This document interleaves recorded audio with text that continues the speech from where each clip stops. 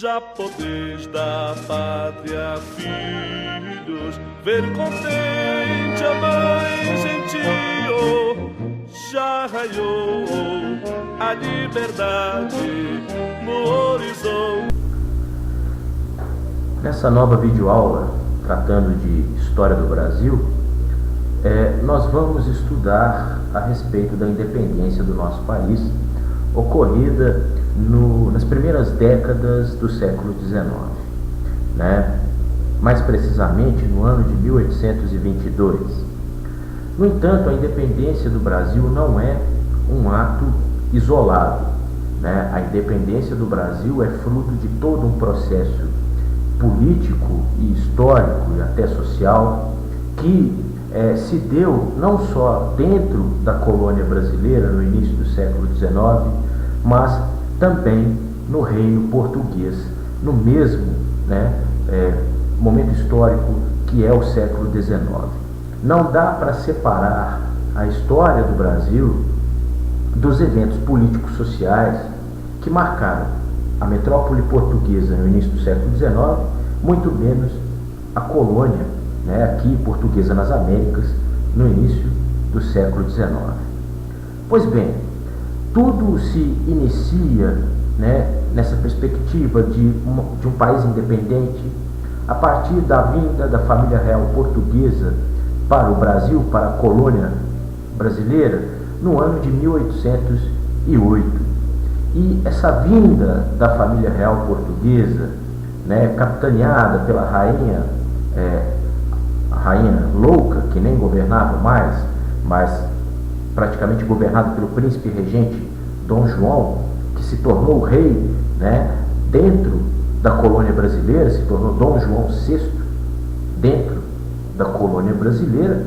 Eles vêm para o Rio de Janeiro, primeiro para Salvador, depois para o Rio de Janeiro, em 1808, fugidos das tropas francesas napoleônicas que, com apoio espanhol inclusive, já estavam nas fronteiras portuguesas e ameaçavam uma invasão definitiva em território português.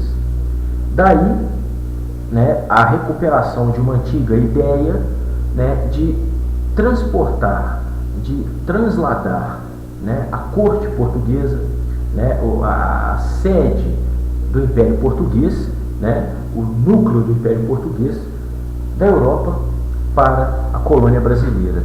E isso fazia o maior sentido não só pela questão napoleônica no início do século XIX, mas também porque o Brasil, como colônia, era de vital importância para a sobrevivência do Império Português como um todo, adquirindo a colônia brasileira uma importância não só econômica, mas político-social cada vez maior ao longo dos séculos, e isso então se consolidou com a vinda dessa família real para cá, porque aí o Brasil de colônia passou a ser praticamente sede, capital do Império Português, tendo aqui a corte portuguesa, sendo João tornado de príncipe regente para rei do Império, Dom João VI, já vivendo entre nós brasileiros no início do século XIX. E nesse bojo ele trouxe consigo os seus filhos e dentre eles Pedro, que posteriormente se tornou o primeiro imperador do Brasil. Ele governou o Brasil no primeiro reinado, primeiro momento político do nosso império, entre 1822, data da independência, até 1831, quando ele é obrigado a retornar a Portugal devido a uma guerra civil. Pois bem,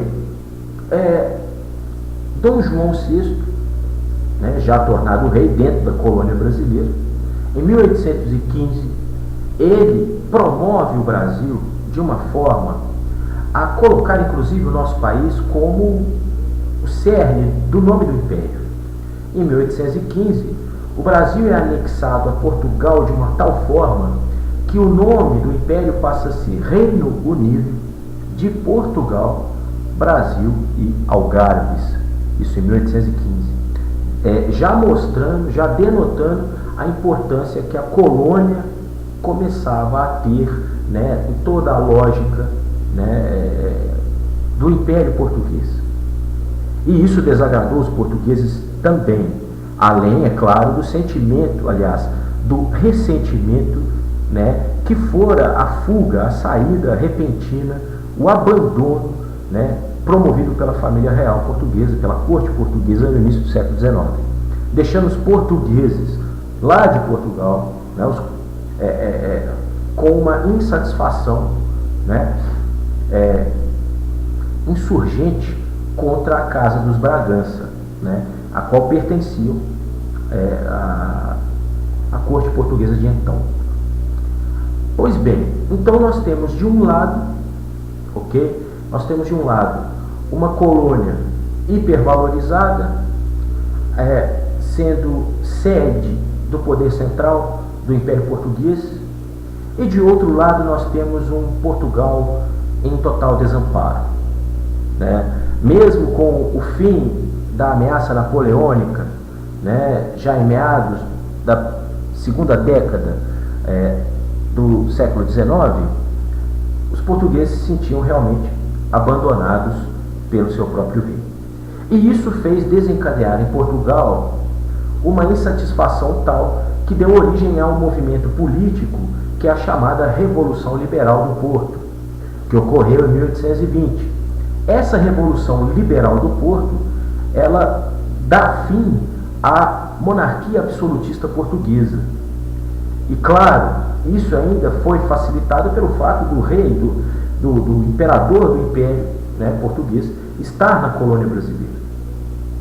Então as elites portuguesas, né, amparadas nesse ressentimento popular contra a Casa dos Bragança, acabam então dando, né, forçando a barra em torno da criação de uma Constituição em Portugal, da formação de uma Assembleia, né, em Portugal, goela abaixo ao rei Dom João VI, que acaba, meses depois, tendo que aceitar isso.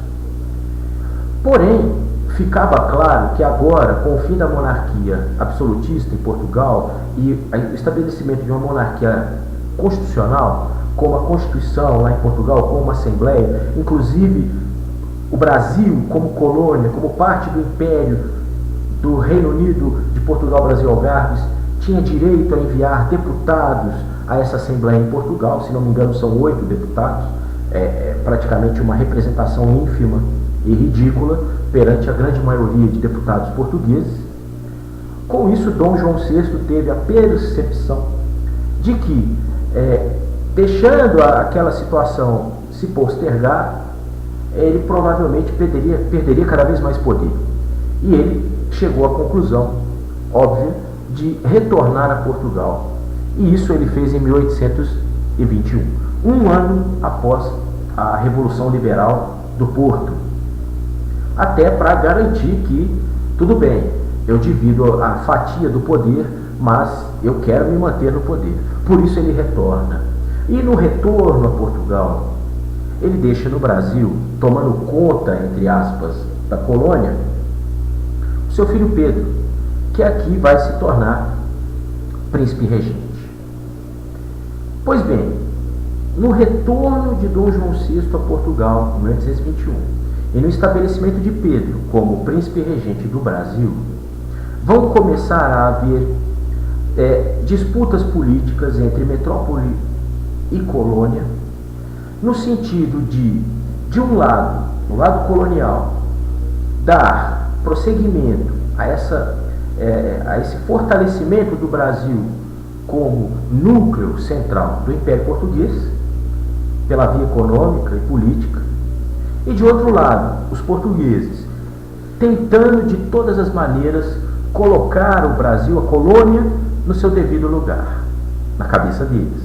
Ou seja, uma espécie de forçação de barra para que o Brasil perdesse a importância que vinha tendo ao longo das décadas e daqueles anos e reforçar uma situação de dominação. É uma espécie de projeto de recolonização do Brasil. Ou seja, limitando as liberdades, todas elas dentro da colônia, liberdades econômicas, liberdades de expressão, liberdades políticas, né, participação efetiva na política imperial e tal. Ok? Lembrando que Dom João VI, né, quando aqui chegou ainda como príncipe regente, abriu, né, o mercado brasileiro para os ingleses. Ele no documento diz as nações amigas, mas na realidade o único país, a única nação que tinha possibilidades reais de fazer um comércio com a colônia brasileira era a Inglaterra, devido à sua marinha mercante, que era altamente desenvolvida, e os ingleses eram a maior potência econômica e militar do século XIX. Pois bem, feito isso, estabelecido essa disputa, de um lado, os colonos aqui no Brasil defendendo que se desse continuidade a esse fortalecimento da colônia, e de outro, os portugueses querendo interromper esse processo e fazer retroceder a roda da história. Resultado: Pedro, que aqui estava, vai liderar, um movimento político com o apoio das elites coloniais aqui do Brasil, no sentido de não aceitar, né, essas ideias vindas de Portugal, essas leis vindas de Portugal, né, essa volta na roda da história pretendida pelos colonizadores portugueses, principalmente aqueles deputados portugueses da Assembleia do Império, lá em Lisboa. E aí vai haver um conflito. Não um conflito armado, mas um conflito político. E esse conflito político, ele só pode ser resolvido efetivamente pelas vias da separação, pelas vias da independência política da colônia. E disso vão ser feitos acordos. Não podemos esquecer que o rei de Portugal é pai do primeiro imperador do Brasil, então há um laço aí, né? Há um laço muito forte aí entre Brasil e Portugal, apesar da independência. Não é uma independência feita nem com participação popular, foi feita à revelia do povo brasileiro. Não foi uma independência feita com armas, apesar que no pós-independência Pedro I vai ser obrigado a abafar alguns levantes pró-Portugal, principalmente no Nordeste, mas a priori vão ser feitos acordões aí, que aí vão permitir a Pedro estabelecer a independência do Brasil em 7 de setembro de 1822 e dar início a um novo governo independente, o que nós chamamos de primeiro reinado. Ok? Independência esta que nos custou ao país recém-independente, recém-liberto, cerca de 2 milhões de libras esterlinas, que foi o preço que Portugal aceitou receber dos brasileiros como ressarcimento pela independência. Como a colônia, agora país independente, como a nação brasileira, não tinha recursos para pagar esses valores, foram feitos então empréstimos junto aos ingleses. Então a nossa nação surge com o Brasil independente, entre aspas, pagando dívidas portuguesas com a Inglaterra, pedindo empréstimos à própria Inglaterra. Em suma, a nação começa sua vida independente na mais completa dependência econômica. Até mais.